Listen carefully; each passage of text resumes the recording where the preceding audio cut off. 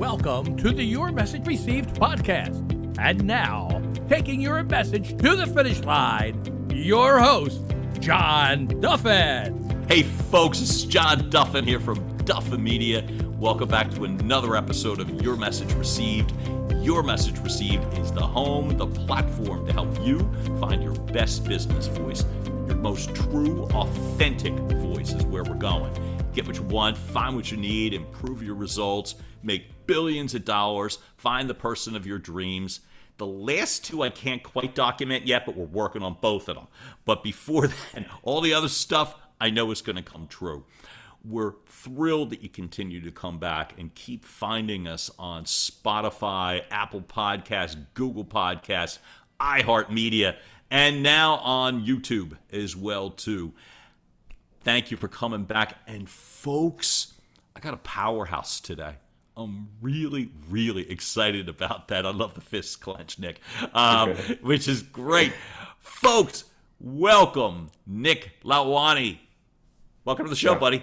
Thank you, John. It's a pleasure to be back, to be official, legit on the podcast. I'm excited. Well, listen, you're legit all the time. Folks, my colleague and friend, Nick, is the big cheese head honcho at a fantastic digital marketing full-service creative agency called Create by Influence. If you hear me sneak in things like CBI, I try not to talk in jargon, but Create by Influence is the beginning and end of all of that. I've also had the privilege and the pleasure of hearing Nick speak, which is riveting, and that's one of the things I want to talk about today. So Nick calls himself a CEO, a speaker, and a visionary. I got your keywords right? That's right. You nailed it. You nailed it. I put it out there, I put it right out there. But guess what? This is in terms of finding or calling or what have you. It seems to be happening rather fast. Nick's also a husband, a father, and an all-around great guy. We have mutual colleagues and friends, Josh Buchter from Real Producers, Philadelphia Real Producers, and Bucks County Real Producers, and we will touch upon all of that as well. But let me ask you, man, right off the bat, we of course will get to what I feel like is one of your most impassioned things, which is speaking. But I wanted to ask you, for all of this in 2022, everything that's been happening for you so far, when you think even like 5 years ago, did you see this? And if not, what were you seeing 5 years ago? That's a strong question. We're leading strong in this podcast. Man, it's hitting the guns, man. Right? That's a big one. Honestly, as a young kid, as a teenager in high school, I was always a visionary. And I think at a young age, I didn't understand what a visionary was, but now I do. At the age of 31, I know exactly what it means, and it's my superpower. I would say I pretty much spoke my life into existence, and then I made it a reality in 5 years. And what I want to accomplish in the next decade, I think, is bigger than I can even fathom yet. I'm still trying to figure out all the pieces, but I visualized a lot of my success before it actually became success. And I think that's when I look back, it's almost like the universe gave me the resources and the tools because I was already manifesting it and I was aware of it. And I took constant action. Buddy, I love that. I love the constant action to get there. So let me ask you, as you're saying in 5 years, so growing up, what was around you that helped you to see that? What was family life like? I mean, we're talking 5 years. So you're in your 20s when you have been calling this in. What was like, let's do that again, John. What was life like for you then at this point before you had this strategic vision? Right. So, I mean, life was pretty simple. I was kind of like what any young kid would do. You hang out with your friends, you have your hobbies, you go to school, you try your best to get good grades. And then, everything was kind of like, I think I had like the average typical, childhood. I did a lot of things. I played outside. I did sports. I had a good upbringing, and then I think where gears changed was high school. High school was when it's kind of like when I lost and was trying to find myself. I didn't really know what my social clique was. I kind of turned into a loner. was more of an introvert, you know, and then I kind of fell into this repetitive pattern of just like, you know, I kind of lost my confidence, honestly. You know, if there was any confidence, it was kind of taken away, you know, and I became, you know, a victim of bullying. And, you know, I just went down a path where it was like, you know, my outlet was being creative, being an entrepreneur in video games. You know, that's where I spent a lot of my time, just thinking of like what ideas I could have. And I started my first business venture in high school. So instead of, say, for instance, others like to go through that, and will turn to drugs, alcohol, whatever, or just literally shutting down, so to speak, you know, running literally. Your first impulse or an early impulse was to go into the creative mode? Yes, absolutely. That's amazing. Yeah. What was that like then? What was the thing? So you talked about video games and all that sort of thing, and I know that's a big part of what I'm calling your DNA. So what was the creative process like for you in terms of it's just you either in your room or alone? You know, what was that like? What was the first time that you could recall thinking, oh, I like this? Honestly, it was when my father, and this goes way back. You know, it was when my father got one of those gateway computers, like when they were first out, with a big monitor, and it was, you know, it was like this wide against the Oh my wall. God. You know, he set that thing up. You know, we had some AOL dial-up internet. You know, I had my AOL Messenger. You know, I would hear it dial go, psh, you know, make all those crazy sounds as you're logging in for like 30 minutes. Nick, I swear to God, I thought you were too young to know any of that stuff. I'm like, oh my God, I remember all that, man, right? Yeah. It was like literally assembling a car. Sometimes it would fail and it would repeat. Oh, sometimes. That was like most of the time. Yeah. But it seems as if I see the smile on your face. Your dad brings home the gateway computer. Was it for the family? Was it for you? Yes. Was it for you to help the vision? What was like? Is it how were your folks in regards to this? It was for the family, but you know, it's where I started spending a lot of my time. You know, I got really good with IT. I understood the internet, and then, you know, one thing led to the next. I was programming websites by the age of 15. I knew how to code a website from scratch. Wow.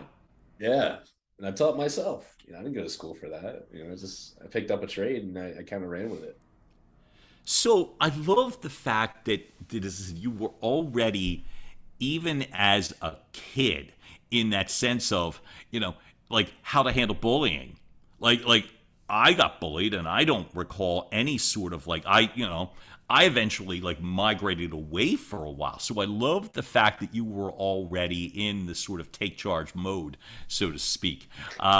What was the first project that you felt like where you thought, you know what, this is cool. I like what I just did. Man, I'm trying to think. So yeah, back in gaming, right? I would Yeah. say it was we started a gaming community. It was called I was one of the original founders of a gaming community called Influence Gaming. Right. And I was the one that created the website, and we somehow got a whole community of gamers involved on the website. We actually were the sponsor of a team that competed professionally, and we endorsed them with Turtle Beach headsets, a very big headset company. Like we were playing the game of entrepreneurship without even really knowing we were. It was just natural to us. And people gravitated toward our energy. They were like, oh, these guys are doing it. Like, I want to join IFC. Influence. That's funny. You bring up the word energy. It's to me, when I first met you, it was unbelievably easy to see and feel that energy. And you're saying that that's something that permeated early on for you. That wasn't something that you needed to build and develop. I got you. I think it was in me. It was honestly it was just something that was untapped, you know. And then I guess as you grow older, you start to you know, understand it more, and maybe harness it too, right? Yeah, I mean, but yeah. people are coming around you, right? So they're coming around you. I know it wasn't a direct leap from video games to CBI. I know that. You also have, like I said, again, experience in the food industry and all that stuff. Yeah. And I love every bit of it. You learn from every bit of experience. I'm thinking from the customer representative side and what have you.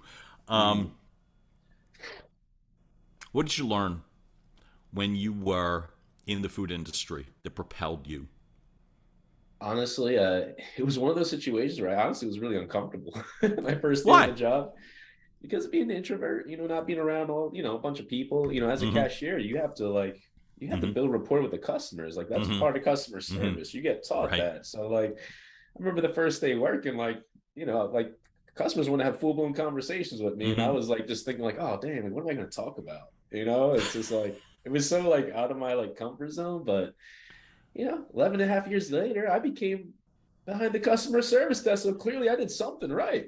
Well, not only that, it's like I always wonder, like, where does it come from? Some people, the old cliche, are born that way. But as I keep learning, and you're now living proof to me, which is most people not aren't.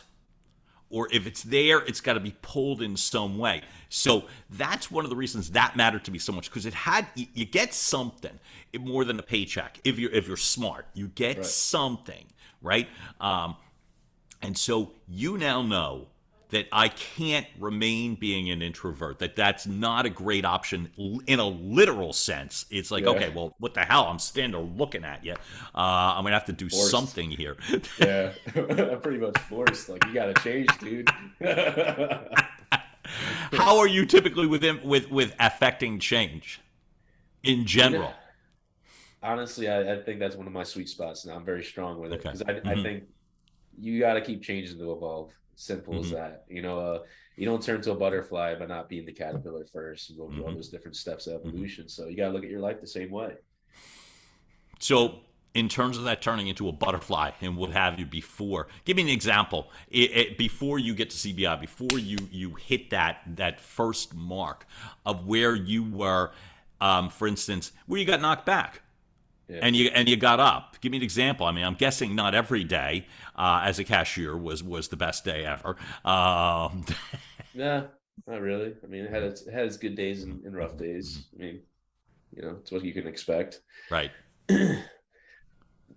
But What gave you the guts to take the leap from there? what's a leave Wegmans Yeah. or where I worked at? Yeah. It was just I felt like I wasn't satisfied with where I was at Mm-hmm. in life. Like I felt like my Mm-hmm. purpose, my calling, it Mm-hmm. wasn't, my long game, my future, it just wasn't there. It was Mm-hmm. like, an entrepreneur is an entrepreneur. It was like I knew I had to go back Mm-hmm. to the drawing board and figure out how to Mm-hmm. build a business. I felt like that's what that was part of my purpose. Like I'm supposed to create something. I got to do it. They built their dream, and I think what they created is Mm-hmm. incredible. It's an amazing corporation. But Um, have you always been gutsy?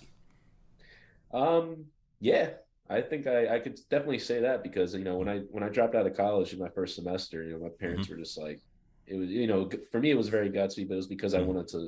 you know I wanted to go down a path and learn myself, right? Mm-hmm. And they just wanted me to take more of the less risk, the less risky way, and it was Mm-hmm. like to them it almost was like I was letting them down, like I was just going against them, and Mm-hmm. you know but it was the best thing I could have ever done because it gave me the value and the tools I needed to when I did go back to college.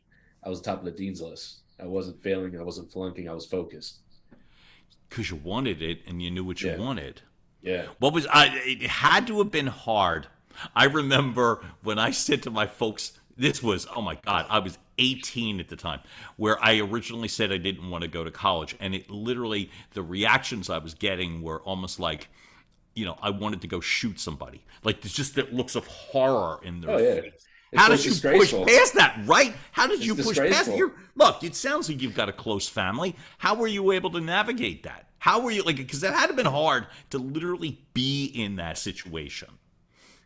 I just it was one of those hard things where it's like, I deep down I didn't feel like they were as proud as me as they could be. And Yeah. I had to accept that. Mm-hmm. But in my mind, I already saw 5 years in the future. I already saw like when I say I spoke my life into existence, I already knew where I was going.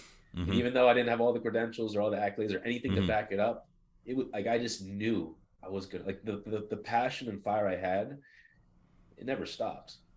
It just never went away. Like I knew I was going to execute. I'm not somebody that just thinks about something and sits Mm-hmm. on the sidelines. Like I took action Mm-hmm. at a young age. So, what was the action, the first ones that you took that it's like, I just knew I have to create something. They had their dream, and now, blah, blah. Do you remember? What were the first things you did to go from feel it, see it, to making it real? It started with I would say the first action was, I started the clothing line. After the whole gaming venture, I created Influence Apparel. The word influence came right back. Influence Apparel. And my goal with the apparel line was to, how do you influence? I want to influence people around the world to follow a movement that basically empowers everybody to be the best version of themselves. And I didn't really know what that vision would look like. It was kind of very open-ended. My niche was very broad, general. It was like anybody that gravitated to helping others. It was like they fit with that direction. And, I made all the right moves. I made connections with California with, manufacturers. I sourced all the garment. I did everything I should have done. I built the website. I sold out of my car, at work, at school. Like I was, it wasn't like I was, making massive profit. I was maybe just making enough money just to get the next batch, but it got me rolling and got me really thinking like, all right, I'm getting the experience of how to create something, how to sell it, how to market it, how to do all these different things that, you have to go back to college and learn from. I'm just getting that real world experience on my own. And then the biggest setback was going into a business partnership, looking for money, looking for an investor, and not thinking about anything else, giving 50% of that equity away to someone that did not have the same vision as me. And that crumbled the whole thing for me. I pulled out after a couple years in with him, and I realized that it wasn't what I wanted, and it didn't satisfy me anymore, and I had to move on. I gotta tell you, the thing that you were shouldering all of that, and I'm gonna say almost in a literal sense, like from your car. So it's you meet creative people, you meet business minds, you meet people that are able to execute. You meet people who are able to be visionaries. I like the fact that it seems as if you've got all four of those running concurrently.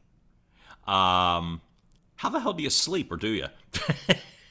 I honestly, I'm a very laid back personality. Honestly, like I don't let stress deteriorate me, right? And that's something that even my past bodybuilding coach, when I went down my fitness era. Yep. You even said, like, I don't understand, dude, how you're so calm before this show. It was my first show, and you just seen I had like this ease and flow to me where I was like, oh man, like you're just in this flow, like you're confident, like you're not stressing out, like you're looking like you want to just destroy everybody. Like it's just, he said, like it's uncommon, like you're built a little different, man. And speaking of built a little different, walk me back a step or two based on what you just said, because to me that's a big part of, in terms of your evolution or your influence, no pun intended, is you turn to recreating yourself physically and then demonstrating it as well too. There's a lot of guts and talent and discipline that's required there. Why did that matter so much? It was how I found my confidence. That's wow. You see in high school, like when I was getting bullied, and I was the smallest guy on the wrestling team, and I went to the weight room. That's where I let my anger and my aggression, and that's where I vented. That was my outlet. But the thing was, I started realizing I actually wasn't half bad at building muscle. And once I put my mind to it and I had that perseverance, I had this edge. I could start really manipulating the way I looked really quick. Wow. I stuck with it for a decade, and then I realized, wow, like a decade changed a lot for me. And when I competed in bodybuilding and I won my first ever show, the motivation that really kept me in that race was because I lost my father in 2010 after I graduated high school. And that was my why. I didn't need anything else to push me. I told my father, like, I'm going to finish what I started. I'm going to take the legacy and take it to another level. And when I went back to the trenches of bodybuilding and finding that coach and just the chain of events that got me to that stage, when I claimed that victory, I was never the same person after that. It changed my life forever. That's amazing to me, and I feel wildly like happy for you that you had the time to tell your dad. He was there. He could understand. I know that, like I said, that's but he heard you and he knew. That's gotta make that's a pretty amazing, right? Yeah, I mean, he didn't know I ever competed. I mean, I never like got that far down the road. Mhm. Him, it was Right. when I told him like I was going to make him proud. That was Hmm. it was him in this hospital bed. Like Yeah. it was it. Yeah. But But he that heard and he knew. yeah, Wow. yeah, So you talk about finding your confidence and finding your why. I mean, I feel like from a quite literal sense, right? I mean, and bodybuilding contests, you're not going to be more exposed no, you're than that. not. So you had the guts to not just, as you said, manipulate. You knew you could manipulate. You could manipulate your body in short periods of time. But then you got to go and show it off. You know. Yeah, So first it's, oh my God, I got to go wear that, or look. You know what I mean, in front of them. And then yeah. you got a bunch of people that are all doing the same thing. Is that an intimidating situation?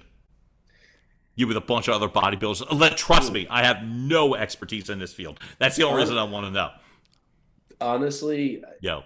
once I got to that show, nothing fazed me, and I was Mm-hmm. bulletproof. I felt like there comes a point in your life where you pay your Mm-hmm. dues so precisely, like so Mm-hmm. like like when you truly pay your dues, Right. you just know when you show up that day, Mm-hmm. nothing's gonna get in the way, nothing's gonna intimidate you, nothing's gonna disrupt that focus because you paid Mm-hmm. your dues. Like I thought about Oh my God, right? 365 days, Mm-hmm. just like what every single day was a battle, right? Every single day was a battle. I'd be doing cardio at 2 a.m. at night after working a 9-hour shift. I'd be in the gym at 6 in the morning. I'd be Mm-hmm. prepping all my meals every single day, putting them in Tupperware, measuring everything out. Like when you work that diligently Mm-hmm. towards something, you come to a point where it's like I put in the work. I put in the work. Well, nothing would say a blueprint of success and longevity more than that. So as you're saying, for 365 days, I did this. I prepped the meals. That's a lot to be able to say. So I can clearly see the springboard into taking this leap into the marketing venture, especially after, as you said, having a bad experience with the apparel line. But you've got this confidence that you know that you need to literally create by influence. And forgive me for laughing; it just felt like a good segue, right? Right. So you know that. But Yeah. there's, as I'm learning, there's a big difference in knowing and doing. And so, how did that formulate? How did that go to be like, oh, you know what? Okay, I got knocked back from. I know I don't want to do this with the guy. Right? I'm doing this. How'd you Yeah. know? I think it was always part of the plan. Okay. I think something up there always knew like Mm-hmm. this was going to be where you end up, but you're going to have to learn from all these experiences and all these Mm-hmm. different influences that got you here. But just thinking back, it all just everything that happened pushed me to CBI, man. It really Mm-hmm. did. Mm-hmm. Like all the skills and things I picked up throughout the years. I took the leap of faith to leave the 11.5-year stretch at Wegmans Mm-hmm. to take on a full-time position as a social media manager for this guy named IFBB Pro Fakri Mubrak. Mm-hmm. He ran one of the biggest nutrition supplement stores in the story of New York. Right. He coached countless IFBB Pro professionals. Went to Mm-hmm. him to be coached to become professional bodybuilders and fitness Got it. competitors. I looked up to the guy, so like when he put out this posting on social media, he's like, I'm looking for a full-time graphic designer that's going to do social Mm-hmm. media for all my brands. Mm-hmm. And I went after it, man. I talked to anybody that I knew that knew him. People put in good work referrals, and they put in good work for me. Mm-hmm. And after like 2-3 weeks of just constantly trying to get his attention, like he finally just randomly called me one Friday and was like, "Hey kid, I heard of you. Send me some of your work. I'm gonna give you a little trial shot here. Uh-huh. And if I like what you do, I'll hire you." And then a week later, I was at New York, signing contract.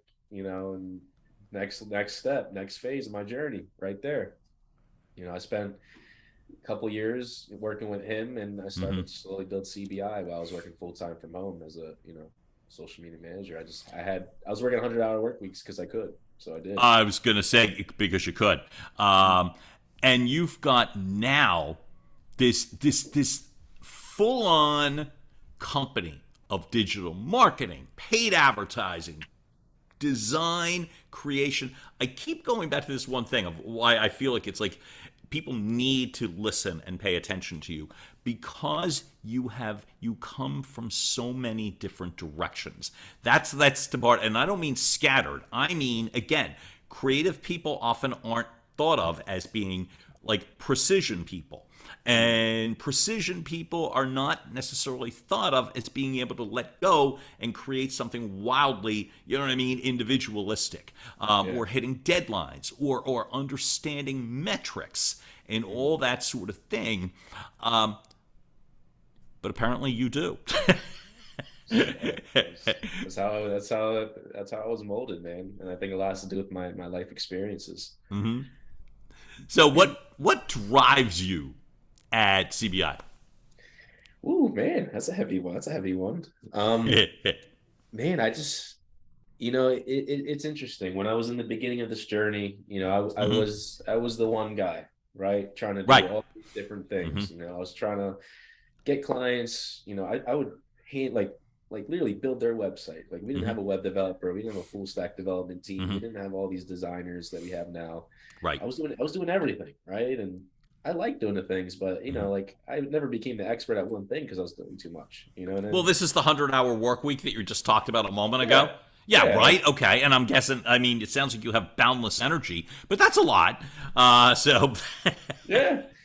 But I mean, the big change was, fast forward from year 1 to 5 years. Right. I mean, that changes everything. I got specialists in every single category that we offer. I have a chief operating officer from Oklahoma that holds down the fort. Like, he's the glue. I got account managers now that we didn't have years ago that are having those interactions day to day with all our clients.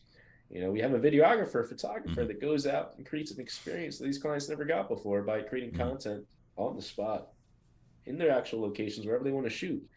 And these are all things that, I had a vision, I want us to be able to do all this stuff, but, it just started with me. I had to slowly put in the work, put in the grit, put in the hours.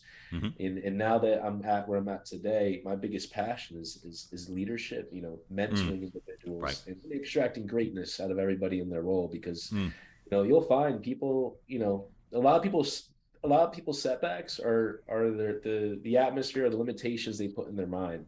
And I've seen, we've had a recurring pattern these last year or two, especially after the pandemic, that I had employees that would come to me and say, the reason for my sanity and my happiness and my positivity, despite how low I felt during the pandemic, or how sad or depressed or how much anxiety I had, CBI was that thing that catalyst. That catalyst. And in that feedback, that just, I don't even know how to interpret. I can't even put it into words, how that makes me feel. And knowing that I've done that at just a micro level, it just makes me think what could another 5 years? What could we do in another 5 years? What could people think about? 5 months, let alone 5 years, right? But let me ask you before that though. So I've got account designers, I've got these managers, I've got the. How were you able to reestablish trust? Because my sense is you have the apparel company. You don't have the same vision as the other person. You got to be the one that walks away, in essence. And that had to have been damn frustrating. And I'm not looking to drudge up bad news. But the first thought that I had when you shared that, especially now, is, okay, now I'm building a team. You've built the team. But in the team building, how were you able, in your mind, to let go? Because I'm working 100-hour weeks. I got thrown on my head a couple like this. I got to literally walk away from something that was my vision. And now I'm going to hire people. How were you able to let go and make it happen? Man, I guess I got to a point where I started to really understand people, understand people's wants, their desires, and what gets them going, and how to hold them accountable in a different type of way. I never wanted to be the person to just boss people around and implement some sort of fear, like you're going to lose your job if you don't do your job right. It's all about creating people that are open to growth, open to being built up, being remolded, and that's why I like working with a lot of younger people, honestly. People that are, younger aren't stuck in their old ways. They can be molded into something different that's better, and I think over time, once enough time passed, that's when I was starting to seeing I could actually trust different people. And And then when something would happen, I wouldn't use aggression or anger to confront that person or that situation. I would go about it in a way that actually makes them better. Because something I've learned in the last 5 years is, if you just reprimand people in the wrong way, then you don't get an opportunity to be better. They're going to keep repeating the same mistake, or they're going to leave you and go for another company. Yeah. And that's, I would say, just the experience I got alone. I started developing those skills, and I started going into other networking groups and different things that help sharpen those skills so that I can bring back new things to the organization I didn't have prior. I love that. How long did it take you to change you? That's what I was curious about. Like, you're molding other people and all that stuff, and I don't just reprimand, I lead by vision and stuff. How long did it take for you to influence you that would be okay?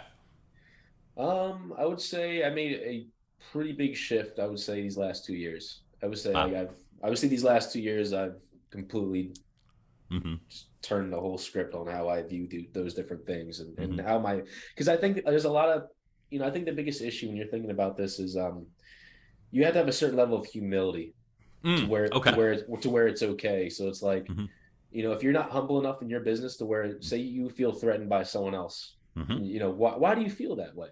Why does someone make you feel threatened? Like, do they know something more than you know in a certain area? Does that make you uncomfortable? And it's like, you have to learn, like, in business, like you can't hold people back. You got to make sure everybody's pushing to get that highest level, and you may find out sometime in your business, and this goes to any entrepreneur CEO out there, right? There might be certain people that are the Derek Jeter of your business in their category. Yeah. Let them be the fucking Derek Jeter. Let them be that guy. They may be the Tom Brady of this guy. Let them be the Tom Brady. Right. And if you don't like it, you shouldn't be a business owner because you're a fucking coach. You're the fucking coach. I'm laughing because, Nick, it's crazy that it took me a while to get that right in my head. That's why I'm laughing. It's like, so I remember for me, I was a terrible manager at first. I mean, awful. And you brought up that inferiority thing. I'm hiring these people, and I'm terrified when they're really good. See, and I remember that. I can tell you, I bet you so many CEOs feel that way, and that's why they don't grow. That's why they get stuck. Oh, absolutely. It's like, and you talk about, well, they just go to get other jobs. Well, they all did. You know who helped me? My colleague and one of my family friends, is family to me, and one of my dearest friends in the world is Karen Crane from Crane Communications. They just recently celebrated 25 plus years of her establishing her own company. She's the one that said this to me. This was, oh my God, well over 20 years ago. I remember I was in constant freak out mode that somebody was going to take my job. Yeah. And who was going to take my job was the person I just hired. And she's like, oh my God, she said, I want an entire company of people that are better than me. That's she just said it, and I'm like, what? And then she, everything you said is like, no, why would I need or even want to be the best person in the company? Like you just said about Derek Jeter. Just go get him. It'll start and end with you. That's not a long game. That's not an empire. I'm sorry, it's not an empire. No, but see, there's what I wanted to drive at, which is even the word empire, right? There's the empire. I really believe that in terms of that authenticity and trueness in the way that you sound, that you have to be able to allow yourself to see big, let alone see differently. And I just think that sense of shutting down, that sense of being the loner, you talk about, like I said, when you were a kid and being and going into a loner mode, it's really hard to draw energy, passion, talent when you're shut down like that. They're hearing it, and people smell fear. I love you saying that about Derek Jeter. Let him be Derek Jeter. You're the coach. I love it. But I got the privilege. So you just said a couple minutes ago, you were talking about, hey, and I network a lot more. I wouldn't know you. Probably. I would know of you. I think you've got a hell of a social media presence, so I would certainly know of you. But I wouldn't necessarily know you if it wasn't for the alignment that you had of one of our mutual colleagues, Josh Buchter from Real Producers, Philadelphia and Bucks County Real Producers Magazine. How did you align? And folks, I don't want to be talking. I doubt that you don't know if you're listening, but if you are, Josh Buchter is a must follow, a must. Get the magazines. He tends to get and attract and keep around him the best of the best of the best. How did you align with Josh? Good question.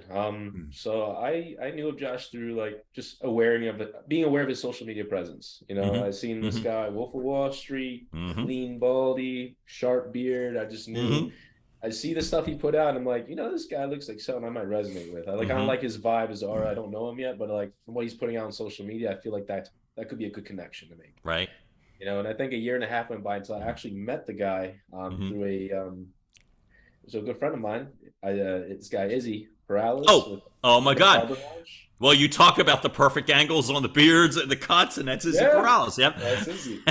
Yes, I mean I've known Izzy for a long time, and he got into starting this networking group called the Blueprint Networking Group, and it was kind of one of those things where it finally collided. That collision happened at that group. I met Josh in person. I met his girlfriend, and we exchanged business cards, and then not even a week later we had a meeting.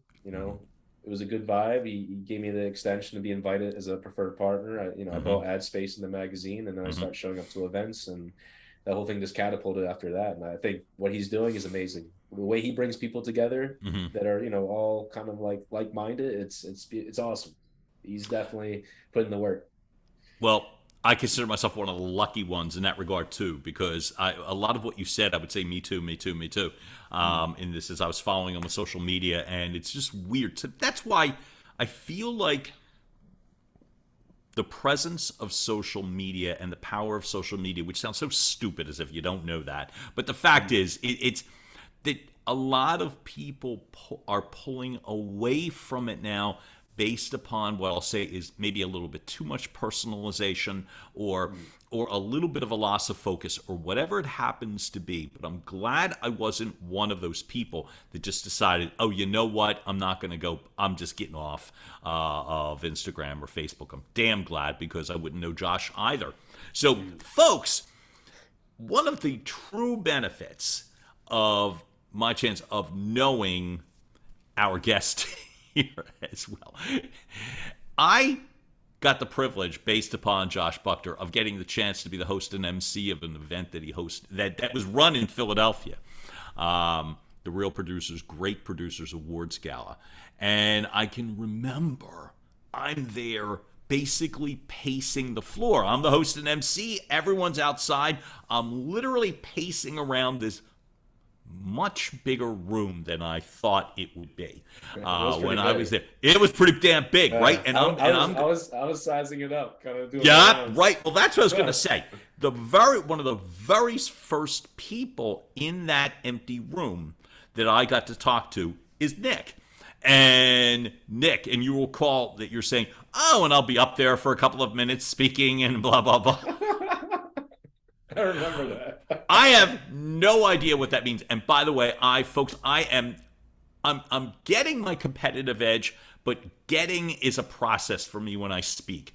I'm not going to lie and say that I'm supremely confident in the prep or the hours before I get there, but it is a process for me to get there. So I'm literally pacing around, going through my final mental laps, and I'm talking to Nick and come to the realization, oh, Nick's going to be speaking as well too. Okay, great.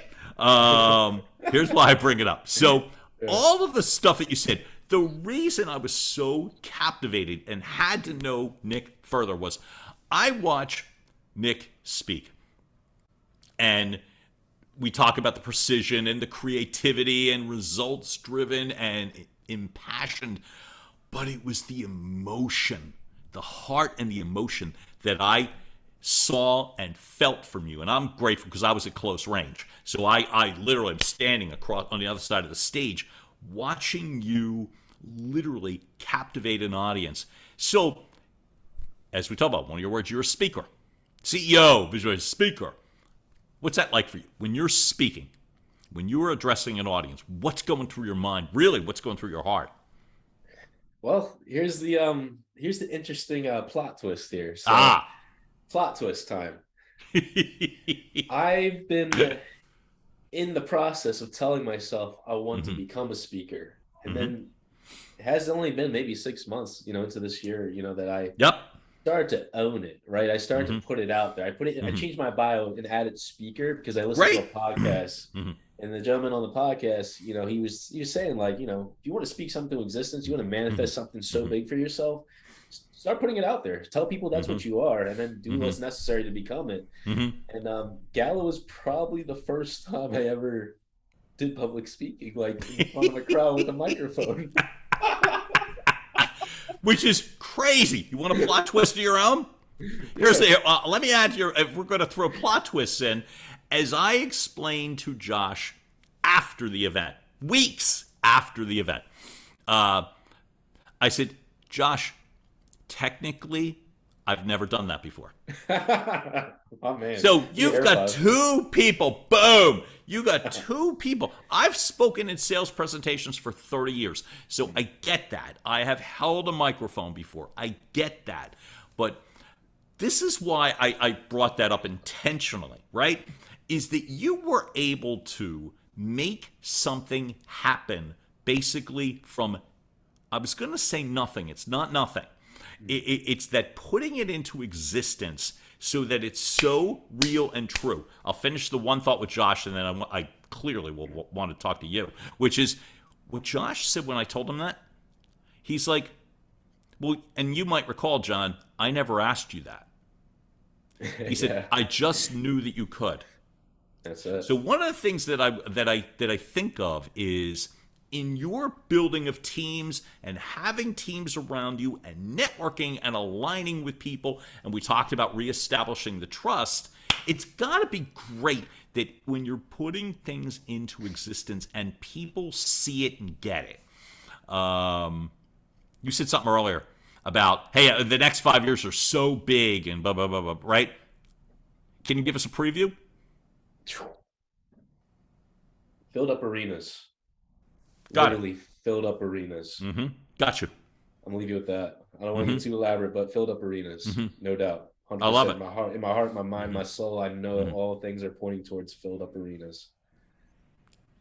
You know what? I see it for you. I get it for you. I think it's a freaking incredible way to be able to do that. And the confidence of knowing, as you talked about in the beginning, I didn't have everything completely filled in. I didn't gray in all the lines. Look, I drew on experience for me to deliver those 10 minutes.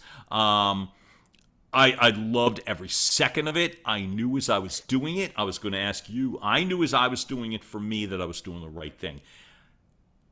You were so in the zone as I was watching you, right? And literally, physically, using your body, using the volume, the passion, the emotion. How were you able to extract emotion, or was it just coming from you? Oh man, yeah. That wasn't scripted. That wasn't staged. To be totally honest with you, I didn't even know how it was going to come out. Right. I went into the gala with the mindset that I need to slay a dragon in my life, and the dragon was my fear to do public speaking. Like to take that, I never did it before, and it was like I had a big vision. Like I know I can do this, and I guess tonight I'm going to find out if there's something there. And is this all going to mount to something that I proved myself right? The feedback proved me right, but as far as that emotion, everything, like it was lights out. Like once I got that mic, it's like something else took control, man. Like something else just like led. It's like my body took over. It's like my mind didn't have to something just took over. It just knew what had to be said, and it left it there. And it only took 2 minutes for me to make that message clear. And then, the reflection of after gala, it took me 2 weeks to really decipher what had happened. It took me 2 weeks to kind of like rewind back down and really like where do I go from here? I did something that made me uncomfortable. Like I crossed over that fear, and now it's like now I got to figure out what's the next direction. Like what's the next step, which it's already lined up. Yeah, but guess what? That helps me because I love that sense of being reminded that you put it in play, you make something happen, and then for myself, I'm like, okay, so this die has been cast. this is how it's going to go. I am going to be a public speaker, and you have the definitive part, but then you have that sense of long road to go from A to B. Well, I say all that because I love the reminder that you don't have to have every bullet point extracted before you take that next leap. You just don't.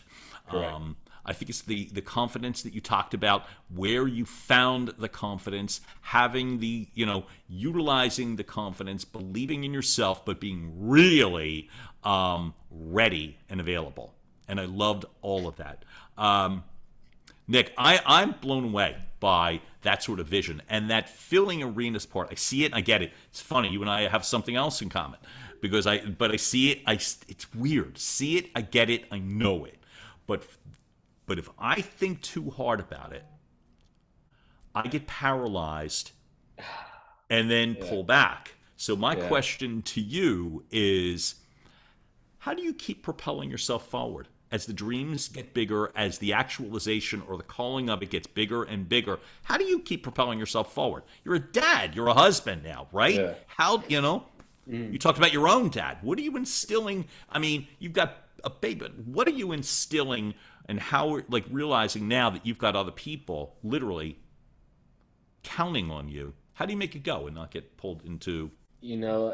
I think it's about making those uncomfortable things your new norm, right? So I've come to grasp and I've come to realize that every single time you want to take another step into that next level in your journey, you're gonna have to do something that makes you uncomfortable. And it's the sooner you can start to accept that and make that a new normal, that should kind of reduce your anxiety and know hey, it's not going to kill you. And if you can handle pressure, which every single time you had adversity in your life, you handled pressure and you handled it, overcome it, because there's only one option. That's how. Well, you're still here. Yeah. So it's at the end of the day, I guess that fear of failing is starting to it's kind of like Jordan. You keep practicing on that game, you keep working on it, eventually you just the skill, it just keeps evolving. So it's why would I want to regress at this point? If I just keep reaching, I'm going to keep stretching myself, and even if I don't hit that goal, I'm going to stretch myself so much I'm going to hit other goals in the process. It's folks, as I said, I don't think there's any doubt or confusion as to this upward trajectory. My God, Nick, in addition to createbyinfluence.com, and we will have your social IDs, handles, whatever. Christ, that makes me sound 100 years old. Walking in with a gateway computer. But to say, we will have the... I love that. We will have it in Nick's Instagram profile, Facebook profile, LinkedIn, whatever. What's the best way to get to you when people want your expertise, want to do business with you, want to hire you as a speaker? How are they getting to you? Best way right now is, if you go on the website, Create by Influence, you can book a free consultation. That'll go to my calendar. And if you want to get me on social media, at Lalwani.Nick, at Create by Influence. And then if you want to talk business, find me on LinkedIn, Nick Lalwani. I love the definitiveness. You just did a great voice technique to it. If you want to find me on business. I love the way that you dropped the octave. Nick Lalwani, thank you for energizing me, and thanks for being a part of our podcast today. It was an absolute pleasure, man. My pleasure, John. I've had a great time. It's been a great experience. Thank you. I love it. Hey, folks, you've just heard another episode of Your Message Received. Again, keep finding us on YouTube, iHeartMedia, Apple Podcasts, Spotify, anywhere you're getting your podcasts. Keep liking, watching, listening, sharing, and we'll keep coming back with more. This is John Duffin with Duffin Media. Thanks so much for tuning in, and we will talk soon. Have a great day, all. Bye. And now, making its way across the finish line, Your Message Received has been a production of Duffin Media.